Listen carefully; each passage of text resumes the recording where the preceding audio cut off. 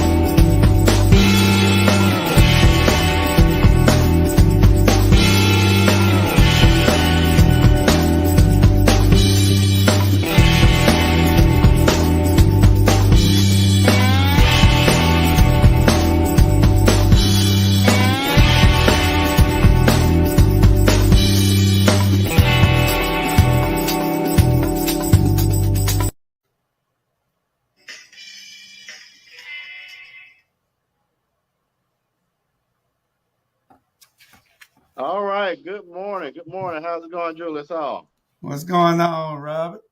Well, I can't complain. I can't complain. We're back another Saturday, so we are on the other side of the earth. And for our viewers, we are pleased to know that you're on the other side of the earth. This morning, we got a topic that is that's serious. It touches a lot of things that we've been seeing in our community. But you know, as we were coming on before, I had a chance to get with you and Sabrina, wherever she might be. the key word that came to mind. So today we're going to talk about why does the black community, black folk, keep taking the L, the loss. You'll see people do this sometimes. And the key word that came to mind, you know, as we kind of think through and kick off this topic is the word oppression. We see it going on now with Ukraine and how Russia is being oppressive. But there are five types of oppression, right? That's exploitation, marginalization, powerlessness, cultural imperialization, and violence. In the case of what we're talking about today, how our communities have been oppressed, basically cruel and unjust treatment. And let me tell you a little bit of stats, and then we'll get started. Do you know that oppression basically, again, marginalizes people?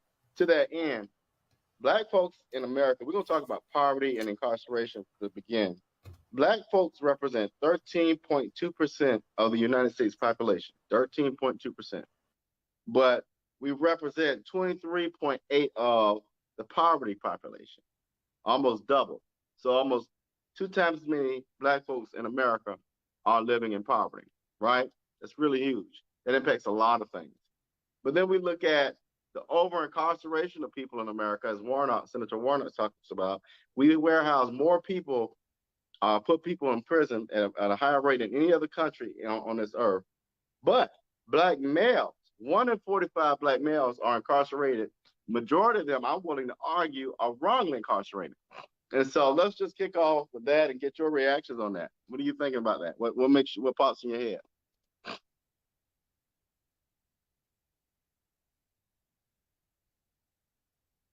You ain't muted, are you? Make sure you unmute now. I was eating a lemonade to get this taste out of my mouth. Lord. Let me ask you something. You said what pops in my head about the incarceration part of Well, it? all of it. Just the whole idea of oppression that has led to a overrepresentation of black people, not only in incarceration, but in the world of poverty. Well, as long as you can keep a people down, they're going to be poverty, especially in that particular population. You know, we make up 5% of the world population, but we also make up in the United States 25% of the world's incarceration. Right. But you only make up 5% of the world's population, but you make up 25% of the world's incarceration. We have over almost 2.5 million people incarcerated. 2.5 million people. There's a problem. Yeah. And I was watching, and I think I shared with everybody on Facebook and with this show and a few other people, looking at this movie called The 13th, a documentary. It is sad. It talks about how over and over this government has used language, systems, ideas, social constructions to oppress people. I'll give you a great example of that. Back during slavery, a lot of things that we see today in our churches and our neighborhoods, a lot of those were used to oppress people. I didn't know that. Sometimes when we see this in church or we see the ushers back in the day, many, many years ago, put their arms behind their back. That was stuff that the master created to oppress our people because, we were taught not to dignify ourselves. We were taught not to respect ourselves, and we were taught to hate our communities. And so a lot of these things play into this role of poverty. That's why I'm always championing our older women who stand up for issues of poverty. Poverty has a huge impact. If there's nothing else more than a loss that our community has taken, is being systematically placed into poverty. Yeah. It's just a shame that that after all these years, there are systems still in place to hold us down. I don't know what the fear is. I guess the fear is just that if you let these people, I guess, when you figure somebody is stronger than you, if you figure that somebody has a better DNA of survival in them than you do, then you don't want that person to be ahead of you. You don't want that person to coexist or be equal to you. So there's there's something put in place to keep that person marginalized. And so if that person, if you I tell people all the time, perception unchallenged becomes reality. Right. And if we don't combat the perception of us, then it becomes a reality in our mind. So we have to be able to, at some point, say that we can overcome whatever is thrown at us, but it's taking so long. The thing is, we haven't died yet, and they don't understand why. So they're always creating another way to hold us down. And it's not, when I say they, it's a system. It's right. A group of people. It's not everybody. It's not every white person. It's not, hell, they have black people with them too. So that's holding us back. So it's they. When we say they, I had this show a year or so ago about they, when we're trying to find out who they are, but they are the system. Those are the people that are pulling the chains. John made a true statement here. He said, when our true history is taught, it causes tensions, but through that tension, we make progress. I think we make some progress. I want to point to Florida on that comment.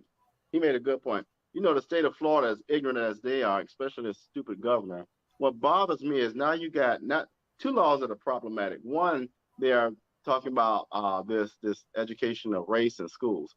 What's the fear there? What's the fear?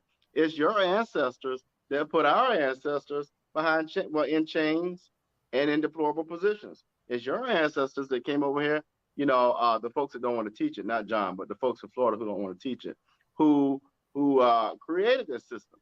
So now you want us to ignore our history. You want us to ignore the history that was created just as much as we should ignore Native Americans who were also wrongly persecuted. But then this whole bill about outing young children called Don't Say Gay bill.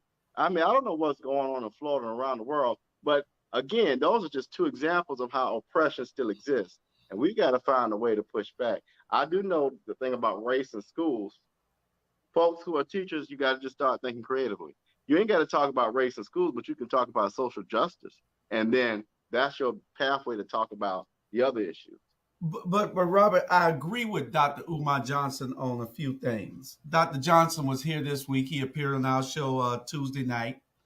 You can go back and watch that. I'm trying to upload a video from his Wednesday speech. We'll have that as we'll be playing that also. We have about an hour of the footage.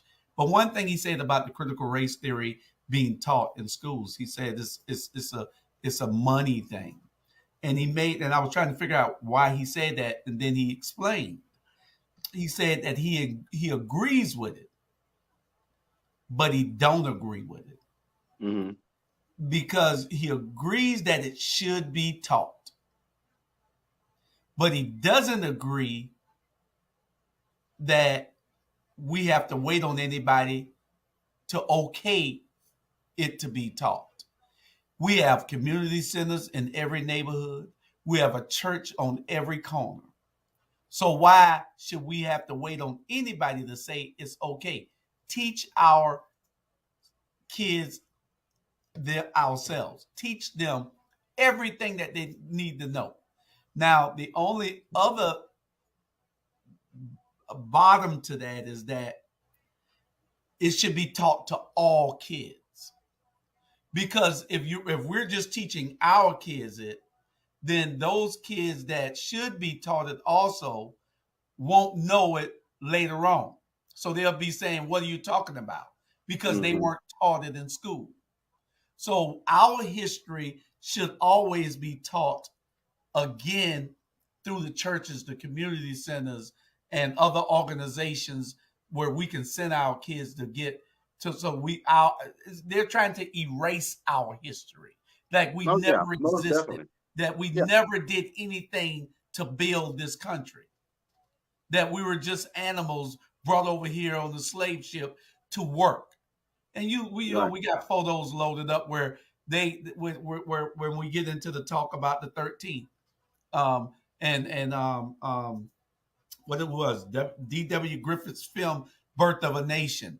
This thing is crazy, and they break it down. Everybody, I recommend you go and watch this documentary, "The 13." And it talks about that. But go ahead.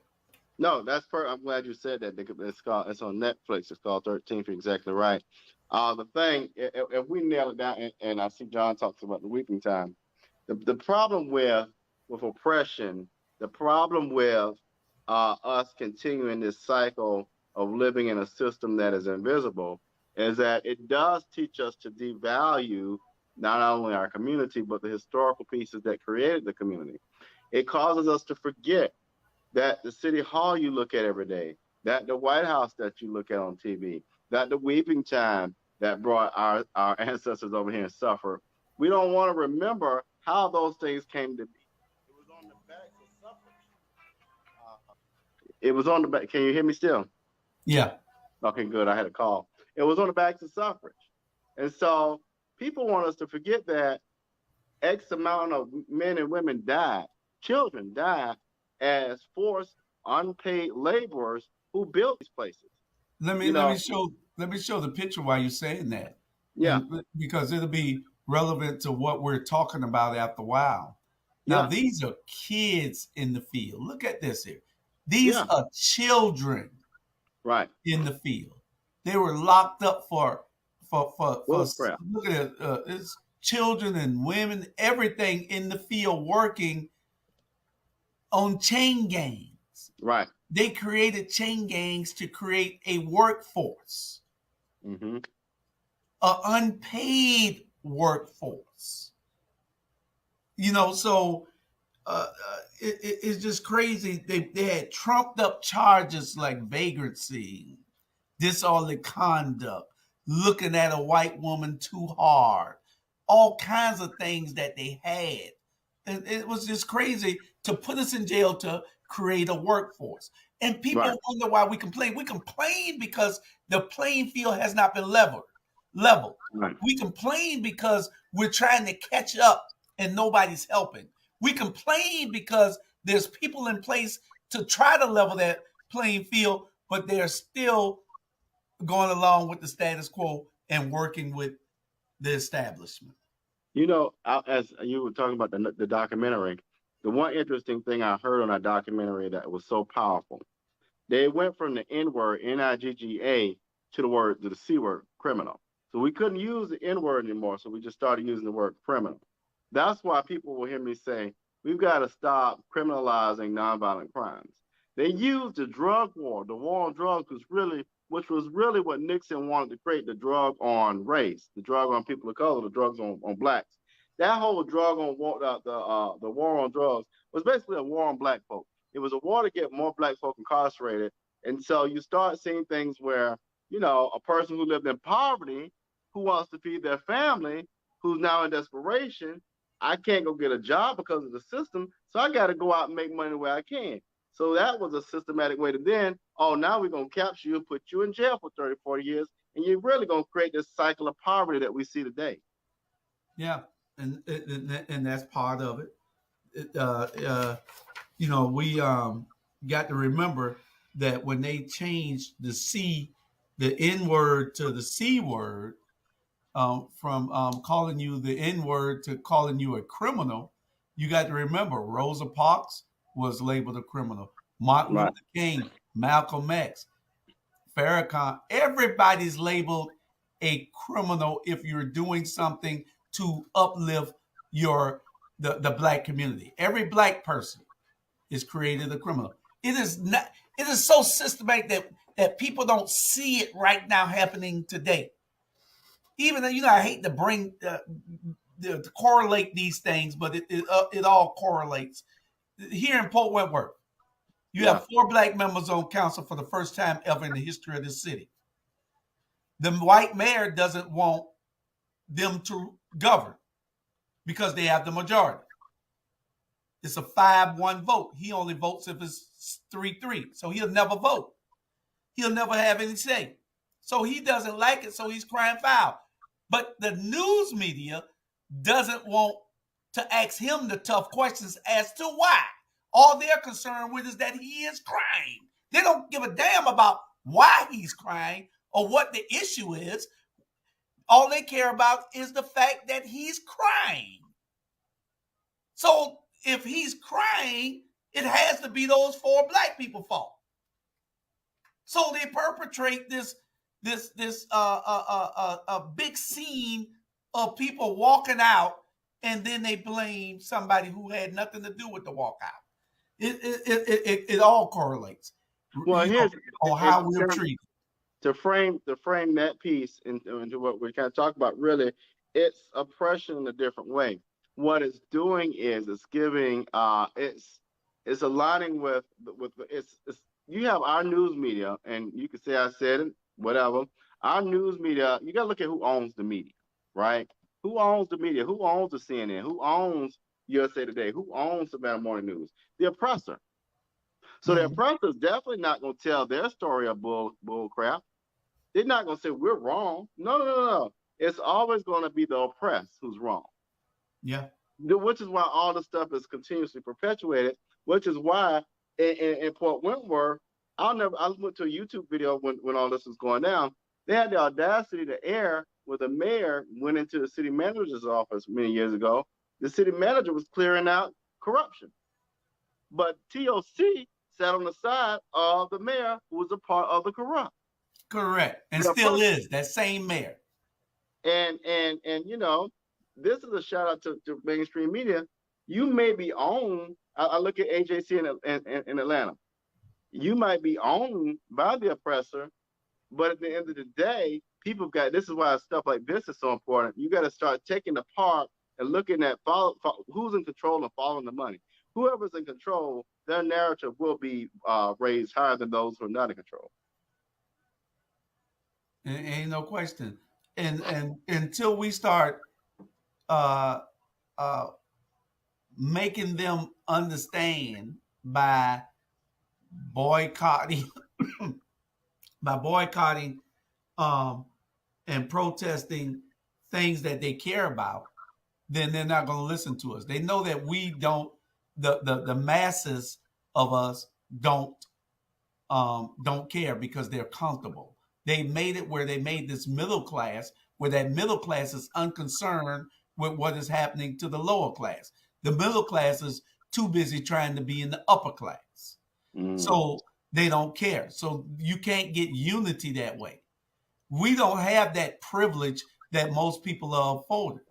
So Right. if they can separate us, they can defeat us.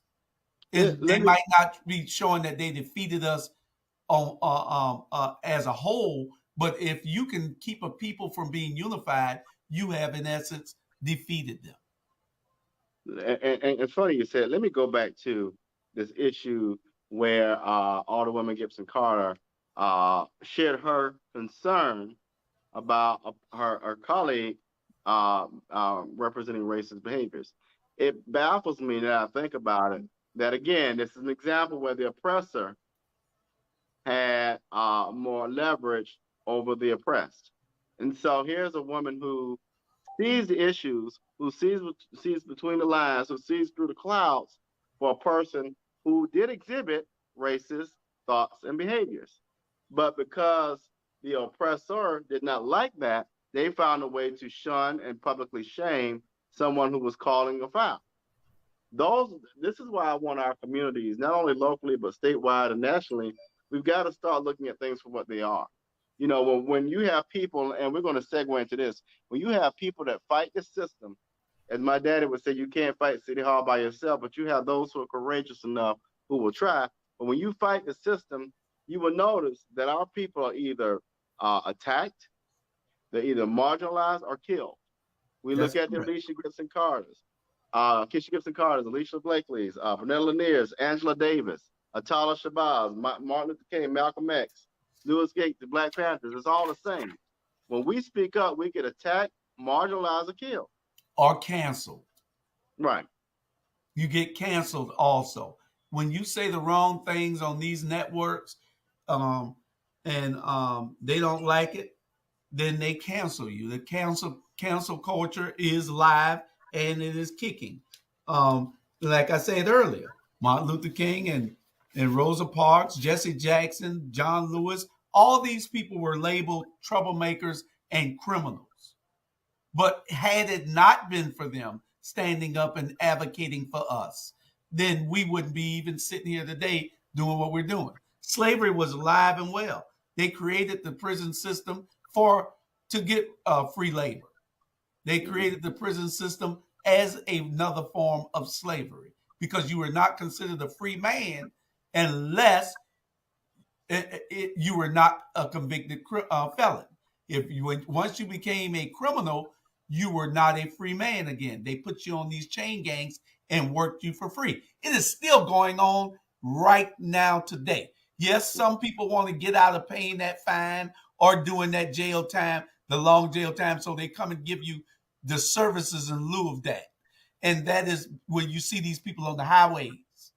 You know, in the federal prison system, when I first got there 30 years ago, there was you could go out and work in the free world.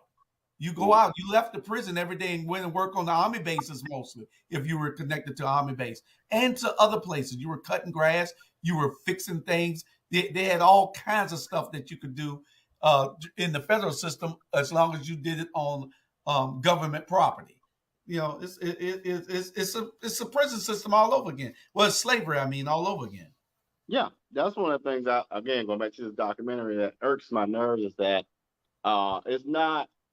it's disproportionately black folk, right? And Mhm. so slavery has always taken on a new form, such as the NFL draft, such as prison systems, things like that. And we get put on a block and a virtual block per se, like the slaves did, and get sold at auction. It's just a different look. The thing that bothers me with the prison system that our parents don't see and our communities don't see and our educators don't always see is the fact that there is a invisible pipeline to prison that we use in the third grade. And so what it gets even deeper, my people, You got privatized prisons. I want you all to check out this thing. I think it's CCT. And I know about privatized prisons because I have a family member that was in a privatized private prisons. And let me tell you how they exploit you. Again, oppression at its best.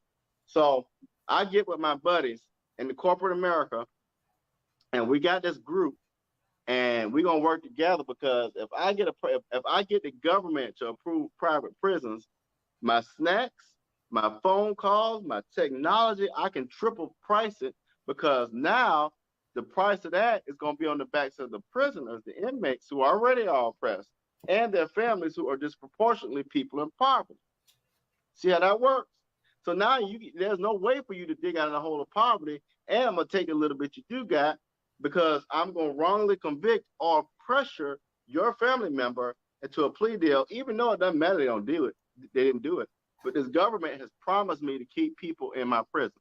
That's how this cycle and system works. And so what bothers me about these private prisons is, I've been there. I've walked in these prisons. I've had the phone calls from them where a 5-minute phone call is $20 sometimes. A Snicker bar is $3.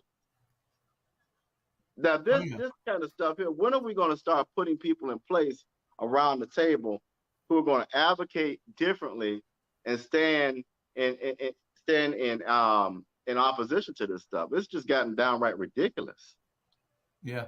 Carl said this is nothing new. In the 1970s, there was a federal government city-sponsored neighborhood center called the Academy of Black Culture. I was a member of that community center. This center taught African American taught African culture and traditional studies, art and music, and that's what's needed now. We've gotten away from all those things, and all we want to do is give them a basketball. We're failing to teach these young people coming up their history, and a forgotten history is a forgotten people, and a forgotten people will no longer exist one day. So you won't even be able to talk anything about the history of the black man, period, unless you're over in Africa. You got to be somewhere else, not here. Let me show you how powerful that can be. So you all may know I do some work with Clemson University, and if you know anything about Clemson University, it is right on a plantation. The university, the main campus, is on a plantation. It wasn't until a professor, Rhonda Thomas, got to campus as a English professor that she started doing research and realized, slave labor built this campus. Not only slave labor, but I'm wrongly convicted youth and black folk built this campus. And so she dug and dug and dug. She realized that there are still people who, through storytelling in some of the areas around that school, were able to hold on to their history, but it had been forgotten by the oppressor. So then she comes to find out that beautiful stadium that y'all watch on Saturdays in the fall called Death Valley, there are graves behind it. Those are slave and laborer graves, black folks, and they were unmarked. And so her project now is called Call My Name. It recognizes that history that was forgotten, that history is not told in tours, that history about this being a plantation. She's replaced that. She's revived that. She's talked to the ancestors. She has talked to the black laborer families that they didn't forget the history. And so again, it gives you an example of if we don't tie into history in our local, state, and national communities, our history is being erased day by day. Yeah, and John said they choose to ignore difficult and ugly history. Japanese internment was finally understood for what it was. We are better off having acknowledged the terrible treatment of U.S. citizens. Can't go backwards, so what's the best path forward? And I believe the best path forward, you could go to drastic measures, but this country will never do it.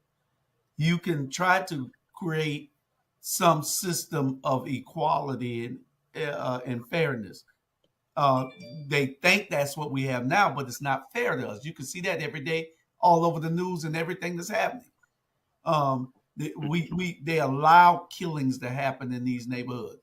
If you know that a neighborhood is bad off, then you spend the money to get the crime down. These corners, our kids are dying on street corners. They're not too much dying in houses. They're dying on street corners. They're dying where there are a lot of people at, or more than one person, more than 4 or 5 people. This is where they're dying at, on these street corners. So instead of the police patrolling these street corners more aggressively, they hang down the street waiting on the shooting to happen. When I was on the police department 30-some years ago, we used to jump out the cars on them, on the corners. But now, I guess since all the kids are carrying guns and they're all scared of the kids, they don't jump out the cars no more. They wait for it to happen so they can be reactive instead of proactive. And that's the difference in what's happening in our communities today. Police is reactive except for stopping people on the highways who they know don't have a gun. They rather stop and give a ticket than to stop that car with that gun in it. They know that person, that older person with driving that Mercedes, don't have a gun in it. But they rather spend time doing that while they're shooting over on 36 and Burroughs. It don't make no sense. While they're shooting and killing on the streets corners of West Savannah, which don't make no sense. And the police department is less than 5 blocks away. It don't make sense. Patrol the areas, increase your patrol. Make them get off of these corners. People are not going to complain about you making them get off the corner. What they're going to complain about is how you treat them when you get them up. Just make them get off the corners. They don't want to go, then they got to go to jail. But it's got to be something else done. Well, without violating people's rights. Yeah, I'm going to respond to John's question as well. I think we got to start with sensible public policy, right? And I'm going to use maybe Savannah for an example because I'm very familiar with it. I grew up there, hell. We got to start with public policy. One, at a federal level, I'm not necessarily saying reparations, but we've got to level the playing field. We need a minimum wage that makes sense and to lift people out of poverty. Anybody in poverty is going to contribute to crime. That's the bottom line. If we haven't gotten that by now, then we some dumbasses. Excuse my language, but it's real. So $15 minimum wage, and those of us, those populations that have a net worth of $20,000 or less, we need to do an injection of some type of stimulus to raise it at least to $35,000 or more. That's got to be the first step forward. We've got to eliminate poverty as much as we can, or we're going to see the same cycle, which then alleviates some of this crime issue that is tied to drugs. We've got to stop jailing people for drug activity. Drug addiction and drug usage is a health problem, not a criminal problem. When are we going to realize that? Nobody gets up in the morning time wanting to be addicted to anything. Those are health issues that are behind that. When are we going to get it? I don't know. But then you start thinking about the issue of crime. So now when we start dealing with those pieces, we start focusing on violent crime. Violent crime, I just cannot stand for. Rape, killing, murder, all of that, we just can't stand for that. But then we've got to eliminate this over 2 million people in jails. We got to eliminate that. Those are 2 million people that taxpayers are paying on. Those are 2 million people that could be contributing to the economic system. But we just don't get it. But then we got to start putting people around the table in communities, our YMCAs, our churches, our community centers, our local leaders, to talk about real solutions to impact our young people and get them engaged in something productive.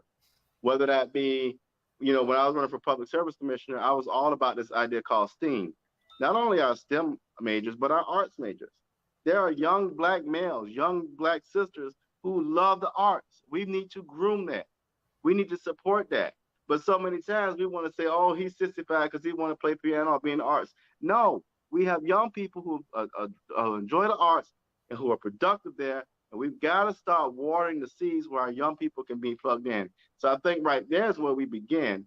And I think it can help us start building a bridge to some other things like engagement, voting, community development, and pride in self. Well, we got to get those people that are community leaders to tag on, because if they're comfortable, like I said earlier, and they're in that middle class, they don't care anything about the people below them.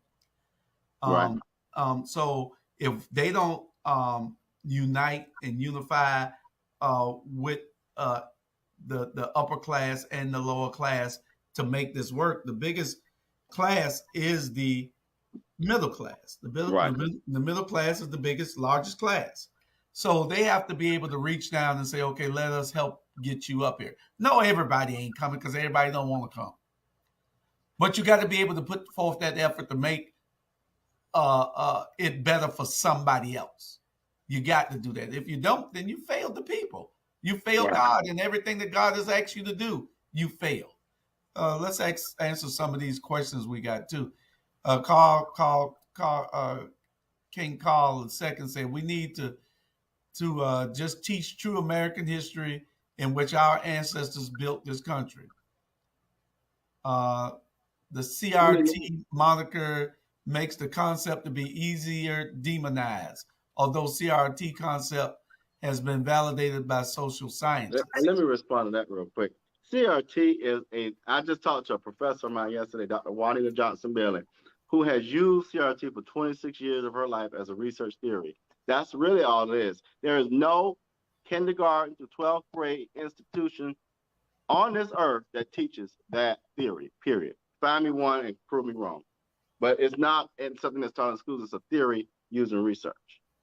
And I mean, if you're going to teach white history every day, then you need to be able to teach Black history too. True. Because just teach it. Don't call it anything then. If you want to get around it, just teach it. Right. You don't have to recognize that the person was a black man. Just say his name. Let the students do the research. There's ways around it. And then let but until little Jimmy goes home and tell his mommy that he learned about Martin Luther King today, he learned about Farrakhan yesterday, he learned about Jesse Jackson on Monday, then that's when the parents be having a problem with it. John McMaster says Pope Wentworth's old regime are refusing to work within the system. It is the equivalent of poll taxes and black codes. They are the bad actors trying to flip the script, but it isn't working. That is absolutely correct, John. They are refusing to work within the system because they did not win. What they did was they underestimated us. They thought that they were going to win those races because they always have. But we knew different. We knew that we were very confident. We were overconfident that we were going to win. We knew that they couldn't win, but they didn't know because they're dummies. And it's the truth. I call it like it is. They don't know. They don't know the makeup of the city. They never went out and talked to the people. They thought that they could just put their names on the ballot and win. But we knew different, that you had to put the work in. We knew that you had to contact and have eye contact and physical contact with these voters, which made the difference. They didn't. None came close to winning. None of them. So, they don't. Now that they lost, they want to cry. And the media is concerned with why they're crying instead of asking, why won't you let these people govern? So yeah, you're absolutely correct. He also said the oligarchs, what was that? The oligarchs turned some of Savannah's council. It was the only way to block real change. You exactly right. Pope Wentworth took a different road. Just don't show up and create a panic while blaming the newly elected council members. Two tactics. What's up, Bubba? When the oppressed don't see what's going on, and sometimes the oppressed do see what's going on, but let me tell you how they do it. Like they did on the, some of y'all seen the movie Life, right? Where they had the man on the gun line, right? So nowadays we have, aldermen, and I used to see the Savannah, two of them in particular, that on the gun line, boss, and don't see that past that check, you ain't nothing if you don't respect your community. I don't give a doggone what Kessler may give you in endorsements. You need to protect your people at all costs. You need to protect your community. Ain't one, you can't give me $1, no 1 million, no 1 trillion to turn my back on my people, to look good in your pictures, or to sell on your sailboat. It ain't worth it. It ain't worth it because at the end of the day, your integrity and your commitment and your word are the only things you carry. That's correct. That's correct. Our local black leaders have to have some kind of balls. I don't know whether that's a good word to use, but Kahuna, they got to Jay have. Jones would say kahunas. He would say You got to have soccer some balls. You mean soccer big, balls. Yeah. big kahunas. And if you don't, then you're just advocating for yourself and advocating for somebody other than who put you there. Those people that they're working for now didn't even vote for them, but since they're in office, they're used them, and um, they feel like they're obligated because now the man want to pat him on the back, but the man gave to the person that was trying to defeat you. You know, but they'll all see what the consequences of uh, turning their back on the people will bring them real soon. And that talk, and as we kind of go into that direction, that kind of bleeds into what we were talking about today too. When you think about all of the oppression and things like that, and how public leaders or politicians are turning their back on you and change their minds, a lot of the issues we have today as a community are because of Bill Clinton's ignorant law, the three strikes you're out. Bill Clinton, when he ran, had to. Everybody wants to win, but it will baffle you to what extent a person will sell out to win. And Bill Clinton sold out. I'm sorry. He sold out many years ago and created this three strikes you're out law. And he created this minimum sentencing, which made people, again, disproportionate black men and women, go to prison and jails for minor crimes. And let's say, for example, a basic charge where a judge may have given you 1 year, Bill Clinton's law made it mandatory that it would be a 10-year sentence. And so you got politicians, as you're saying, at all levels who will sell out just to get a vote, which to me, I personally don't like that. Well, we also have to look at this also. We can't blame Bill Clinton for everything because I was following this very, very, very closely. And you can't blame Bill Clinton for all of this. A lot of the black leaders were crying out because the black community was crying out also because during this time there was a whole lot of killing. Mm-hmm. We're on street corners selling drugs. Our people are. Nobody else is on street corners selling drugs but us. Take a look. Go into the other communities. But who made that happen? But listen, we don't have to. Hold on. We don't have to do it. They don't have to be on the street corner selling the drugs. They have devalued our life so much, programmed us so much, right, that our lives are worthless to us. Right. So we don't mind killing our brother over nothing. You're right now. Over nothing.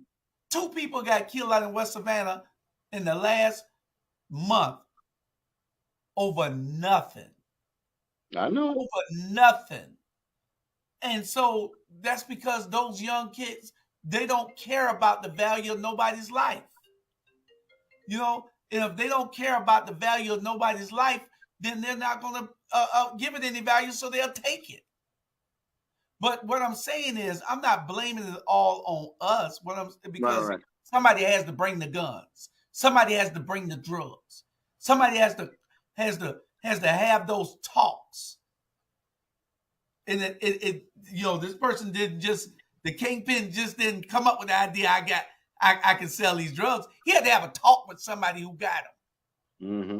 So it's deeper than what I'm saying. But what I'm saying is we don't have to do it. And we have to be able to take back control where we can relay this to our kids, to those young people out there that are doing it.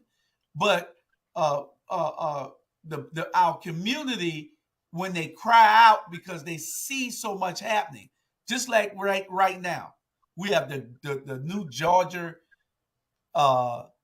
gang violence law. Some new gang law. Mm-hmm.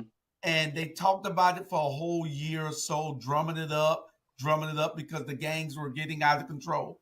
Now you got 47 men up in Upton County, Georgia, arrested on charges for just being on the phone. Never did anything, just on the phone. Made a call because their partner, who they're monitoring in prison, called him and told him to send him some money. They lock him up. So it is a lot of drummed up charges being for these new laws, because we cry out to our legislators. It's easy to get a law passed against black people. That's the easiest law you could ever pass. Right. Because it's a system in place that are looking for new ways to lock us up. Right. So it's easy to get that done.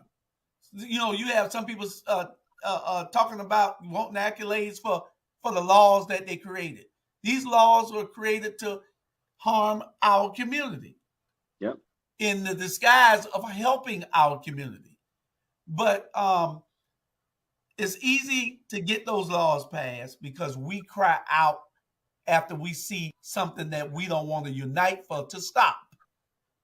We can unite to stop a lot of the things happening in our communities. This is what Keisha Gibson Carter and Alicia Blakely and Bernetta Lanier and others are saying. But we not getting together. Alicia was on the corner the other day telling the people, come to City Hall and cry about what y'all are telling me. Just don't tell me on this corner here. Come here. Right. I'm your voice. I'm saying it every day, but I need y'all to come and say it. She got so frustrated because they wouldn't come. I can't go fight for you and you not going to help me fight. Amen. She right. So she that's right. The problem. I think Carl, you might want to keep going, because I agree with you. You're right on point. One of the things I will look forward to, and I'm gonna claim it when elected to join Keisha as mayor. I said it, and Alicia and Renetta, is that we've got to use city funds, grants, and all that to make sure that all of these things we're talking about, we begin the solutions. I go back to Carl's comment where he says basically Bill Clinton and Ted Savannah. Basically, what he's saying is at a federal level, how do you impact the local level? Well, we gotta sweep around our doorstep first. So Carlos exactly right, and you're exactly right, Julius, and that there is funding there. But when you got the oppressor sitting at the table with other oppressors and don't want to be fair about the funding, or would rather put bricks on Broughton than fight crime, and you got a police chief who's not from the area, so while it does matter, it doesn't matter. You got to have people at the table at the city council level who's going to work with the city manager and put that funding in real solutions. I love a pretty Broughton Street. When I grew up, there wasn't nothing on Broughton. Nothing going downtown. But there's something to be said when Kessler now owns most of River Street and our black folk getting killed in the streets every day. Something wrong with that to me. Yeah, that's right. That's right. There's something wrong with it. And see, you are aware. You woke. And a lot of people are woke, but they're asleep still because they're sleepwalking, and people think that they're woke. You know, but what it takes is us having to take the time to say, you know, I'm off today. I'm going to find out where I can be engaged and involved. And we don't do that. We don't go to no meetings that we want to get involved in to see change, positive change. We don't call our legislators and ask them that to put certain laws and rules and recommendations in policies. We don't do that. We just let everybody else do it for us. And if you let somebody else do it for you, then it's never going to be done the way that you want. And you have to be engaged and involved. And that's just the message that we have to start telling people. We have too many people not voting that can change the laws and change the way things are done, but they don't want to get involved. Jay Jones has an awesome series called What If on his show, It Is What It Is. And he gives you the what if. What if you came out and got involved? What if you went and voted? You could change everything, but you just got to get involved. You got to want to see the change, and you got to be the change. So I like you said that.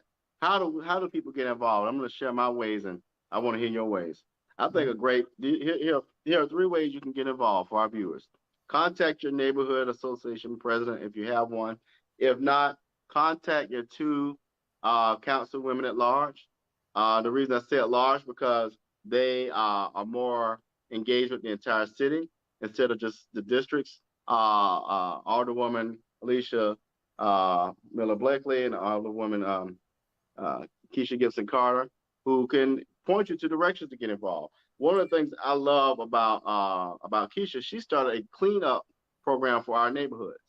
That is so important because if your neighborhood has tires and TVs and things all dumped all over, it's being torn down.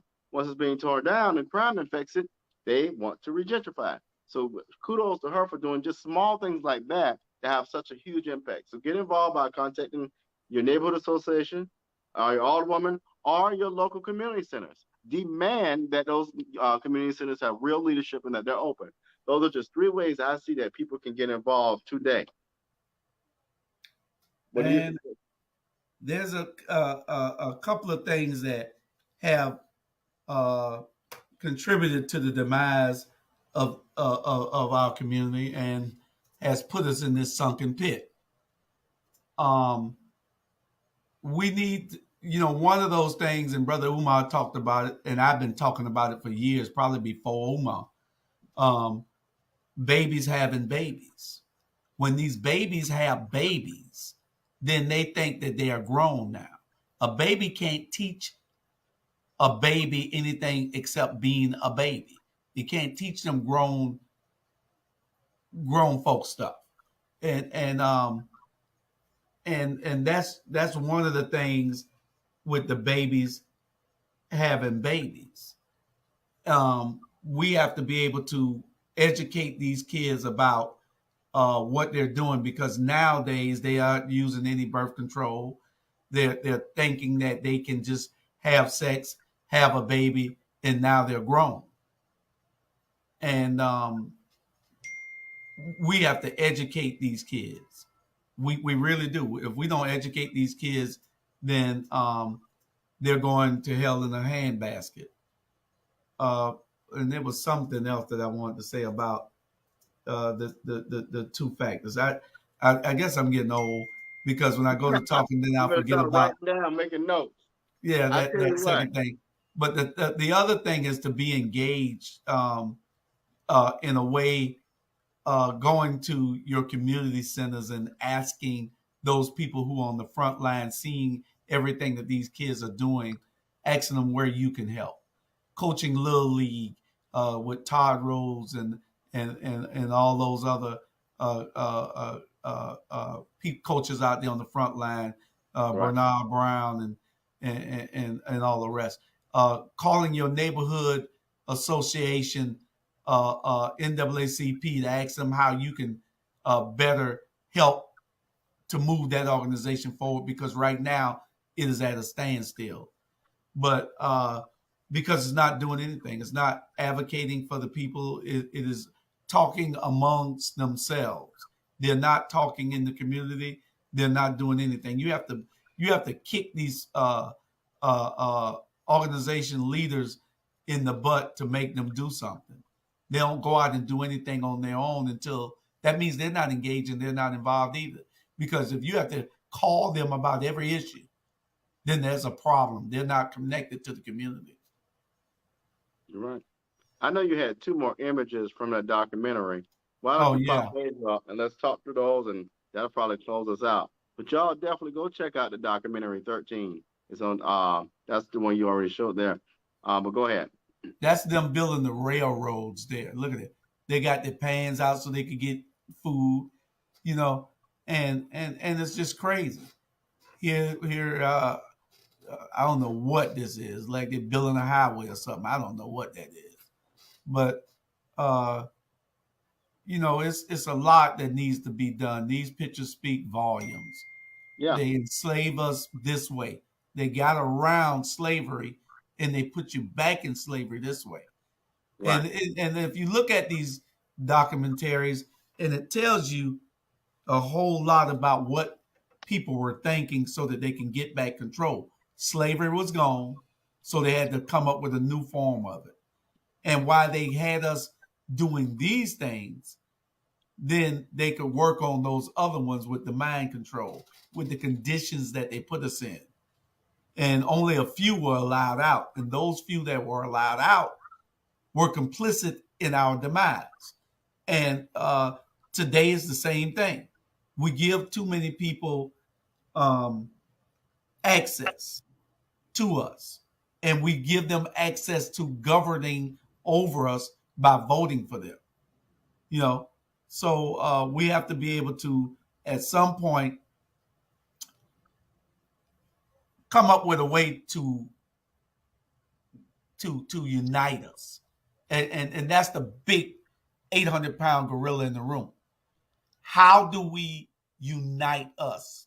How do we just say, we're working on something now. We're working on a bunch of projects, and hopefully those projects will help people to see that there are strong Black men out there, that there are organizations that care out there, and as soon as we can get it together and start talking, and I hate going to meetings. I do, especially meetings where there is no productivity. There has to be progress for me to stay interested. I just don't want to meet to talk.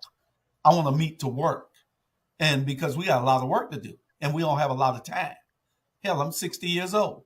I don't know how long I'm gonna be here. So whatever I do now has to have some impact for the future. So that's why I work so hard right now. I don't ask for any accolades, any credit for doing anything. Like I told somebody the other day, I'm a change agent. That's what I do. I try to change things. And, maybe 50 years from now, somebody will be talking about me. I don't know. They didn't want to talk about King. They didn't want to talk about Rosa Parks. They didn't want to talk about Jesse Jackson, John Lewis, none of those guys. At the time when they were doing what they were doing, they were called agitators. Right. People didn't want them doing this because they were going to upset the white man who was going to make trouble for them. The oppressor. They still think today that these people are going to call the bank and tell them not to give you the loan. The bank don't see nothing but a number now. Your credit score. You got a great credit score, the bank going to give you what you want. So times have changed. We got to be able to change. We cannot continue to follow that path that we followed because it's a slow road and it's too slow. What they're doing to combat us is overtaking our road, and we have to be able to speed it up some. We got to stop meeting just to meet. We got to make this about action. You're right about that, and I'm glad you said it. I was going to close out, but let me add this. I always tell, I've been working with college students all my life, almost 24 years now, in diversity roles. And one of the things I remind students is that during the civil rights movement, it was SNCC that made a huge contribution. But a lot of times you'll see students that will protest, especially marginalized communities, on college campuses, and we see protests like Black Lives Matter. But a protest without a list of expectations or demands is basically water on the bridge. It's going to flow right into the ocean. You got, like you said, if you're going to organize, you got to have some measurable outcomes that are demands or things that you want to see different. And without that, a meeting is just a conversation without any goal. And so anybody, I implore you, I think civil disobedience in the right way is needed much more. But if you're going to be civilly disobedient, you better come with some demands, because it's so interesting how, going to the jails before King and them came out, going to jail was a bad thing. But when it came their time, the Angela Davises and the Kings and Rosa Parks, going to jail was a badge of honor, because they knew that their civil disobedience came with a demand and an expectation that we are going to be different in this land we call America, where all men and women should be created equal. That's correct. And that's what sacrificing yourself so that somebody else can gain. And that's what it's all about. Our leaders have to understand that. Trump brought back what the racist whites call the good old days. Mm-hmm. They love to talk about the good old days. The good old days were not good for us. And if they come back, they will not be good for us again. Mm-hmm. And people just don't see it, Robert. But it's a diabolical plan that Mm-hmm. they get. Even check out what they're doing to us now. Every leader that they put in front of us has one thing, whether they male or female, black. A black male that they put in front of us, a black female they put in us, what do they have mostly? A What's that? white spouse. Mm. It's a systematic mind thing that they're putting in front of us. The only one that's good enough to be there is one with a white spouse. Wow. Check it out. All you got to do is look at it. When they That's put these true. people Yeah. in front of you, Google who their spouse is. There's nothing wrong with integrating marriages. But when they do this, it's a reason for them doing it. Well, funny you say that because when they put Barack in front of you with a black spouse, you hear monkey, you hear all these names, but you don't hear it with Kamala. No, and you ain't gonna hear it with the Supreme Court justice that they just put, Clarence Thomas. You know, it's a lot of people that they put in front of you in these high positions. They do the background checks, and when they go down there and say, "Oh, white spouse, put him up there, or put her up there," you know, that is the way that the game is played, and it's to make us think something totally different than what it really is. They're putting these people in place. Those people most times don't have our best interests at hand. They're not. They're going to look at the world as, since they have arrived, then everybody else should have had the same opportunities that they had to get where they at. That's not true. This country isn't at that level yet. You know, so we have to be able to tell Biden that no, this lady is not who we want. Find somebody else. You know, find somebody else. And we don't want to put her aside because she's married to a white person. That's not right. But we don't want you to keep playing with us, thinking that we're stupid. That's the problem. There's nothing wrong with her being married to a white man. You know, nothing in the world married with Clarence Thomas being married to a white woman. Nothing. We're not prejudiced, but we understand that until you show our kids that they matter and that they don't have to have that, then you're still controlling us. You're still controlling the narrative. We have no control over that narrative that's being pushed to us. None. You know why? Yeah. Because our leaders won't stand up and do a darn thing about it. The church is responsible for 75% of what's happening to us, because if it was in the church, started where it needs to be started, where they can stop worrying about being a damn 501(c)(3) or something and getting a tax break. Damn taxes. You're making enough money to not have to worry about taxes.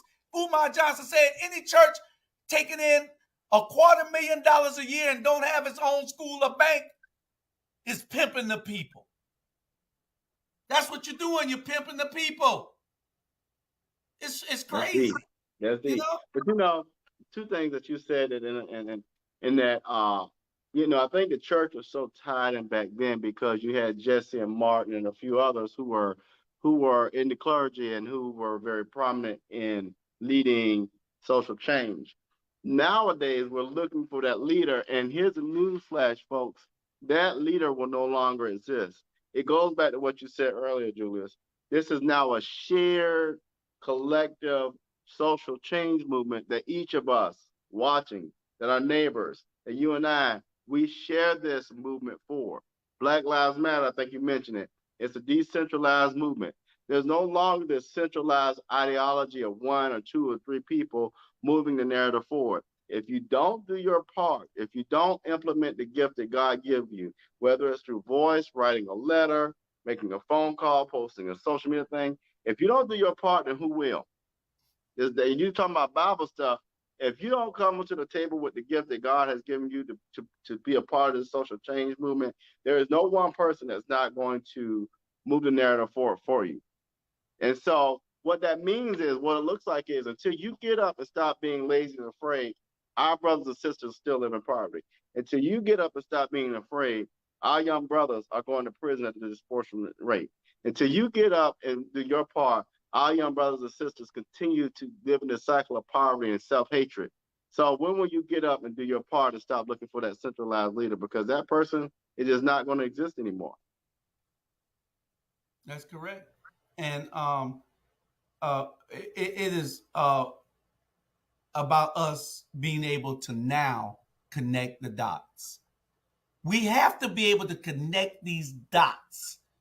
We have to, because you and I working in a group that we're in, and you have a group working against what we're trying to do, or you have two other groups working with what we're trying to do. We all need to unite.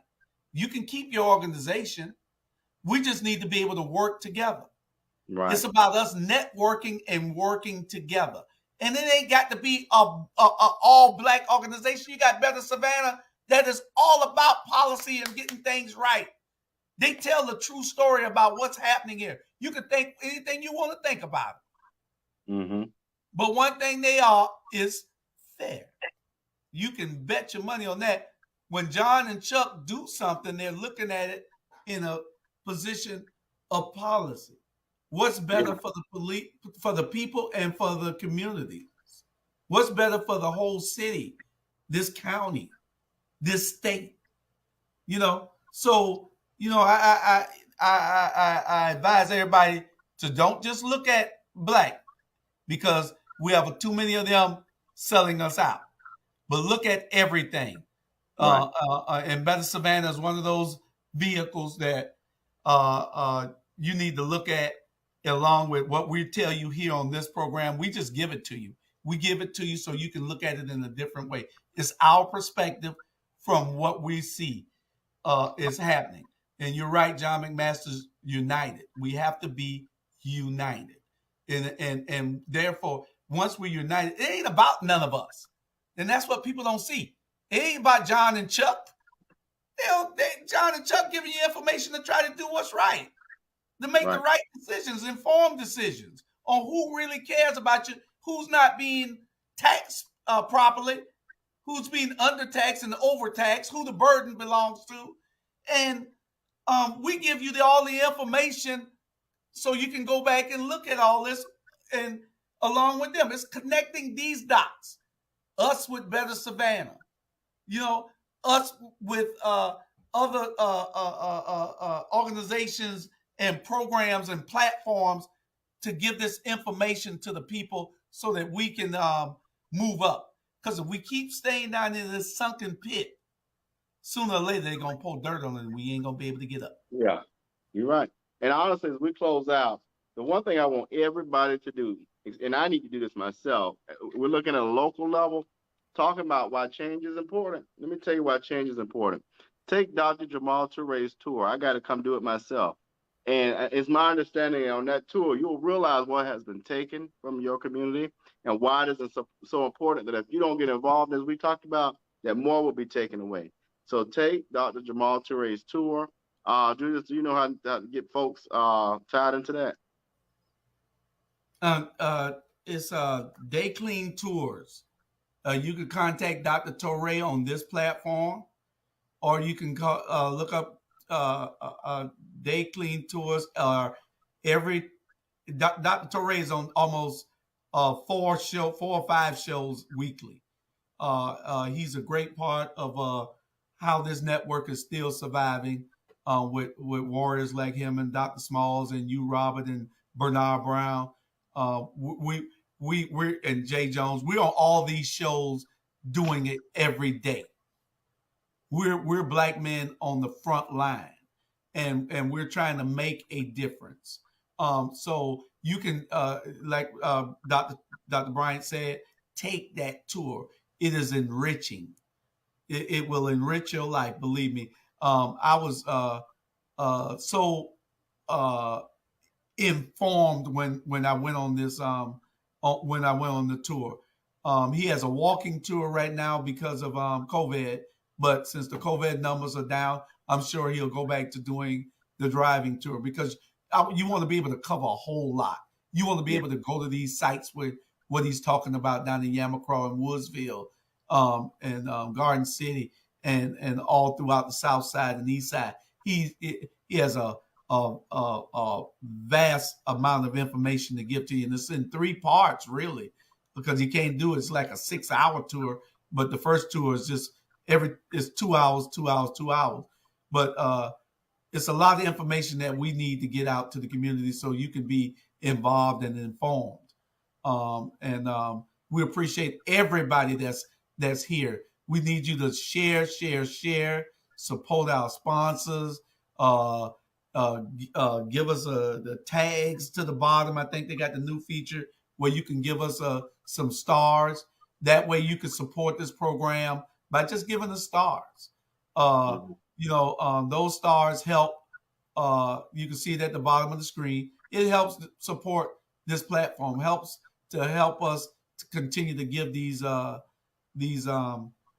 programs every day. We got everything. And Robert, I know you kept saying about to go, but you told me it was an hour and a half. You're fine. You're doing good. But and I was trying to go to that hour and a half, but because we need to really tell the people about all the programs that we got. Good to go. Yeah, we got on Mondays. We and some of these programs we got about 4 or 5 that's starting up. Profiles in Black Business. That's a show that we're going to be starting up. Limitless Living. That's a show with Diane Williams Scott, a realtor. She'll be doing that show pretty soon on Mondays. On Mondays at 7:30, we have Candidly Keisha with All the Woman Keisha Gibson Carter, who's now running for mayor of Savannah. On Tuesdays, we have Our Vulnerable Communities. We have done about 10 episodes of that, but we're going to get back to doing that because we have so many things in our community that needs to be addressed. That's at 10 a.m. on Tuesdays. At 6 p.m. on Tuesdays, we got Natural as F. Yeah. And with Natural as F,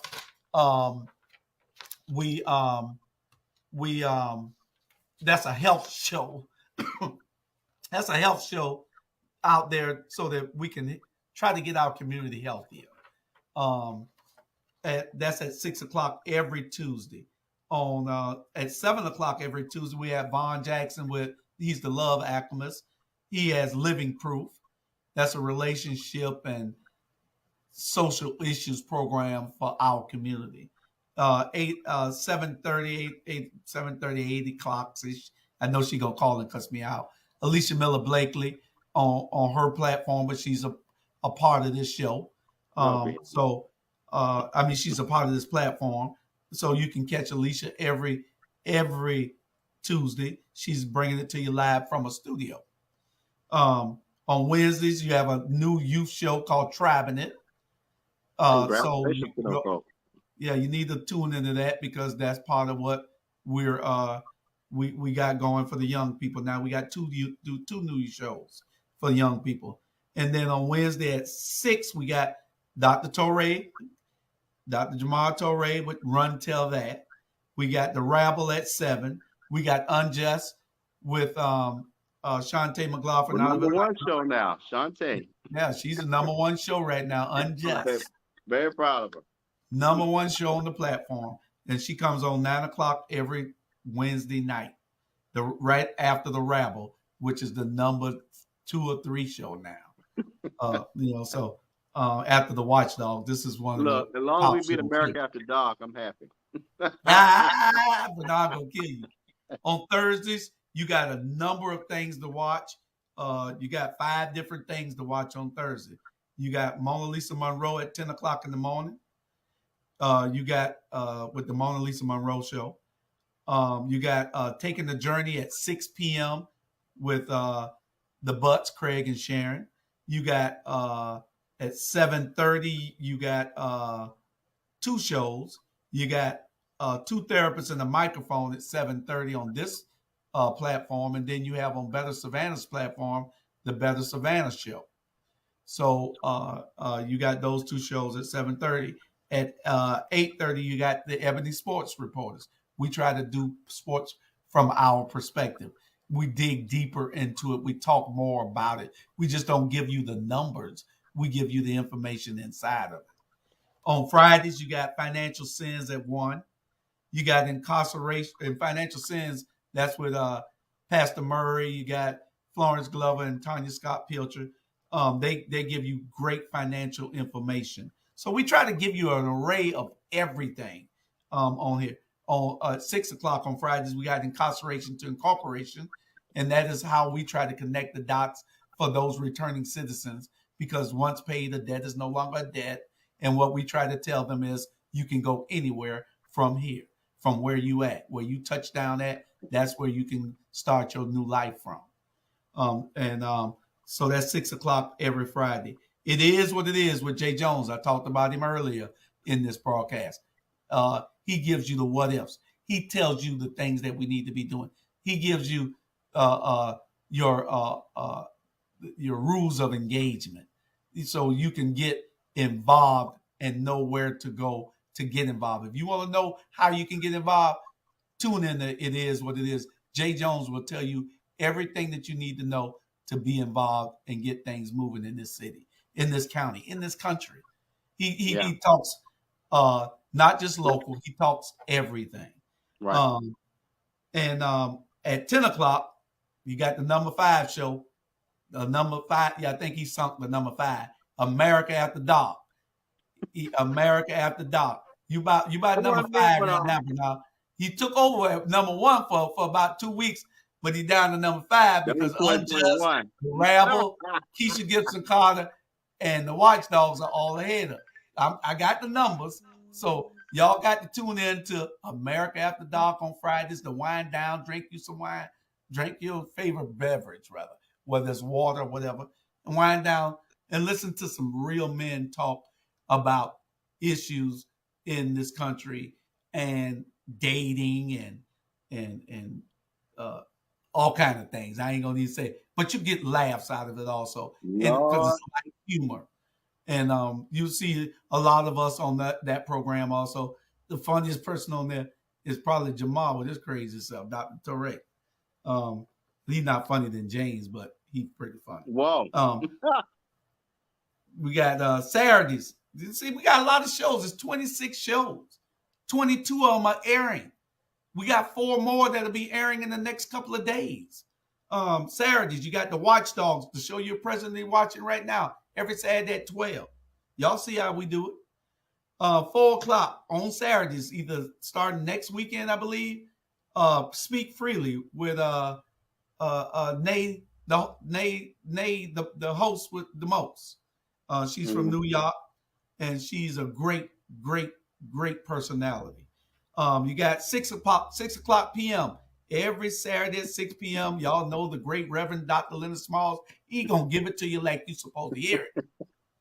He gonna give it to you raw and uncut, and what Jesus told him to say. So listen to it. He don't hold back nothing. He tells you what is going on. Tell it like it is. 6 p.m. tonight. Political Action Committee. Unity Political Action Committee.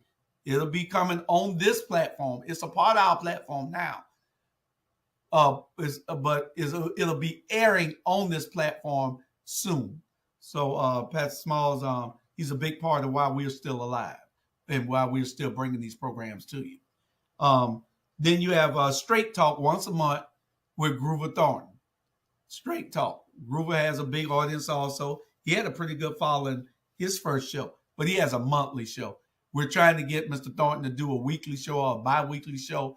I'm going to talk to him and Ms. Gunn real soon because he has information that needs to be out. He's 88 years old, and he gives it to you like he's 38. You know, he's full of energy and, He's a good brother. Yeah, he's full of energy and full of knowledge. Yeah. And we need to get that knowledge out. One of the things he told me, and I've been telling Mr. Charlie Brown this, he's not taking that knowledge to the grave. Amen. He's not. He said, I want to give this out to these people so that they'll know what we went through so they won't have to go through it. So, Mr. Thornton, we respect you, love you, and just keep doing what you're doing. Straight Talk Hopefully it'll be coming to you more, but right now he's once a month, 7:30s on Saturdays. I'm gonna try to get him to do more shows than that. On Sundays, we got 3 shows. Uh, um, Little Known Black History Facts. That's a show that's coming at you real soon, real fast. Real soon, real fast. If you want to be a host of any of these shows, call me. I got 4 shows that's coming open, especially Little Known Black History Facts. You see how we do it here. All you have to do is present the Little Known Black History Facts to the people. That'll be a show coming on Sundays. One that'll be starting in the next 14 days with some great pastors. John Cox, Jamal Torre, my good brother out of 2 good brothers out of Atlanta that I will be talking to in the next couple of days. I don't want to call their names because I don't know whether they've already 100% committed, but they'll be giving out from the hood to the pulpit. From the hood to the pulpit. Y'all get it now. From the hood to the pulpit. It's going to be one of our shows. And one that will be coming back is Voices in the Struggle. Voices in the Struggle will be coming back pretty soon, and hopefully we'll have that ready. They both moved out of town. One went to Hawaii, one went to Virginia, and both left Savannah. So they'll be getting their show back together after a while and airing on Sundays at 7 p.m. And we also hope to have a nightly newscast. A nightly newscast. Brenda Roberts, you need to call me after the show, please. And we could talk about it. And check out Messenger. I connected you with our engineer / somebody will be good for the nightly show. Akeem McMichael, check your Messenger. It might have been Akeem, he needs to contact me because I want to get that nightly newscast, 30-minute nightly newscast to report not just local but national news that we can use, because the local mainstream media doesn't give us news like we should have it. And we want to be able to present that news the right way. And Portland Work was an example of that. I had to get on the little young black girl, Alyssa Jackson, the other day because I say your reporting is slanted. You're not reporting correctly. You're not digging deep enough. And then Nancy Guam for the newspaper, I had to get on her and tell her, she said, well, Julius, I don't read the charter. We don't interpret the charter and make a decision. We only go by what they tell us. I said, well, then you're misinforming the people. I said, you should read the charter, find out what it is, get a professional opinion, because I'm sure the newspaper got attorneys, and get their opinion, and then tell the people what should and shouldn't be done. I said, nobody's trying to break the law. We only want to bring it to you fairly. So if you all are reporting what's wrong, you're not reporting it correctly. Yeah. So I don't know. Hopefully something will change. I called the news press and everybody about how they're reporting everything here. Even after the meeting Thursday, when they showed the clips, it made it look like everybody went up there was against the council, which has 4 blacks on it now. So it made it look like it's against the council. When 2 of those people that they showed were voicing their opinions for the council, but when they showed it, it looked like they were arguing with the council. So we got to be able to correct a whole lot of things. I know Robert putting the comments up. Don't y'all blame me. I ain't got nothing to do with it. Robert putting the comments up right now. What comment? Not me. So I know I see I missed 12 already. No, I got them. I'll put them up. Put them up. All of them went up. So I got another person for you to check out here. One of my classmates who'd be good for a show, but he just came back right here, this brother here. Reach out to me. I'm gonna call him when I get out of here anyway, but he'd be good. Right. He'd be good for traveling. He has music. He's a local. Look up his stuff.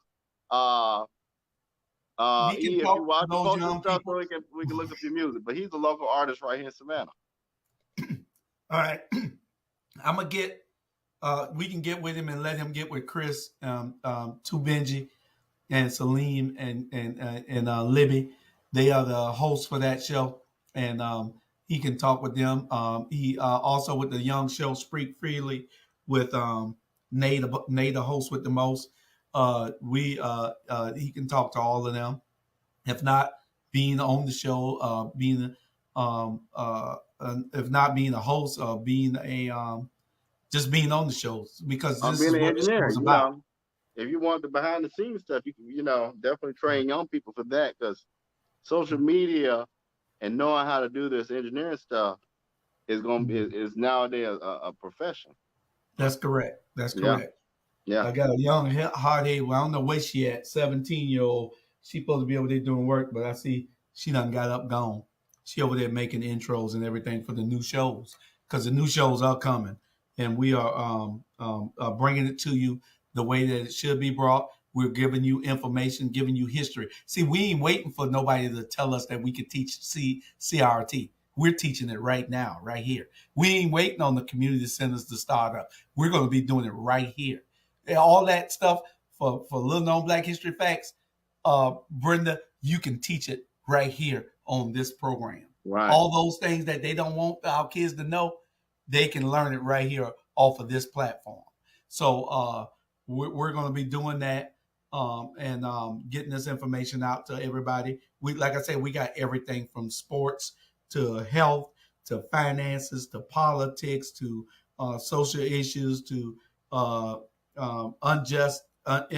injustice in our criminal justice systems to comedy. We got it all. So you all need to tune in and tell your friends about this program, and tell them to send us those stars that you see ticking at the bottom of the screen, so that they can help support this program. We can't keep the lights on. It costs. It costs $79 a month just to play the music that we play, because we can't play other people's music. We got to buy the music for everybody, all the shows that we do, for all the intros that she's making. She got to go on our site that we pay for monthly. We gotta pay for all the graphics and stuff that we use. All these things cost. It costs to keep the lights on. It costs to keep the water on. It costs to keep everything going the way we're doing it. We're just lucky enough to have 45, 50 people on these shows that are giving back. And if we're so lucky, if God has it in place for us to get to that next level, then these people will be compensated, because they are here to help start something that isn't being done nowhere else in the country. Nowhere else in the country is anybody doing it on the level that we're doing. Yeah, you got some people trying to do what we're doing, but there's nowhere else in the country that are doing it on this level. Now, you got some artists that are already making money out in California and Chicago and all, and they've united. I think they call Black Oak or something like that. And then you got Sean Puffy Combs, but he's a billionaire, and he's not even doing what we're doing with Revolt TV. You got some people, so we'll be reaching out to those people to try to get with them, or to have them try to help elevate this platform to another level. That's why I try to tell people to be as professional as you can, to have the backdrops so nobody's walking behind you. Don't be eating. Keep Puffy out of the jumping in your lap. What's your dog name? Coke. Coke. Yeah, for Coca-Cola. Yeah, keep Coca-Cola. Keep Coke from jumping in your lap. We're gonna get all that straight. Right now, we're a growing network, and we're coming up to where we need to be at. I know I don't talk y'all butts off, but I want to give people I've been going. Bernard I've got a dog too. Bernard dog called Squishy. Bernard got a dog called Pushy? Squishy. Oh, Lord. Yeah, so we want to make sure that y'all knew what we have going on here, and we're doing it on shoestring budget right now. We need help as much as we can get, and what we need to do. Oh, Charles, I got to do your interview. Don't forget. Yeah, Charles' interview with Keep Grinding, and that's another show that we need to see whether we can get on this platform also. So we'll be talking to him. So y'all see it. We post this already with all the shows and all the shows that are coming, the dates and the times and everything.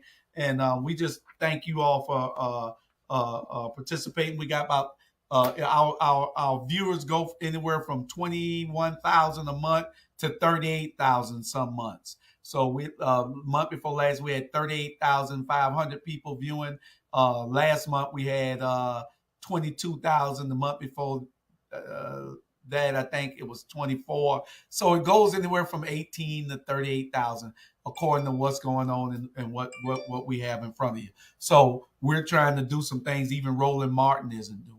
So just check us out and support the platform, please. We can be found on Our Black Media on YouTube, All Things Relevant Media on Facebook, and we're coming to Twitter and Twitch or whatever else they got us coming on. And you can look our Facebook up, which is going live pretty soon. OurBlackMedia.com is still being worked on. So when y'all look at it, don't say, oh, it's being worked on. But she's out of town and she'll be back and she'll finish working on OurBlackMedia.com. So keep out. I know I done talked for 20 minutes now. We're going to roll on out of here. We'll see good afternoon, and we'll get with you all later. Hey, JB got the cat. I don't know, Bernard or JB. I don't know who got the cat, but hey, I'll let y'all have that. We'll see y'all next Saturday. We'll be here at noon. And we look forward to hearing your, as you said, more contributions for the network. And we'll see you next week.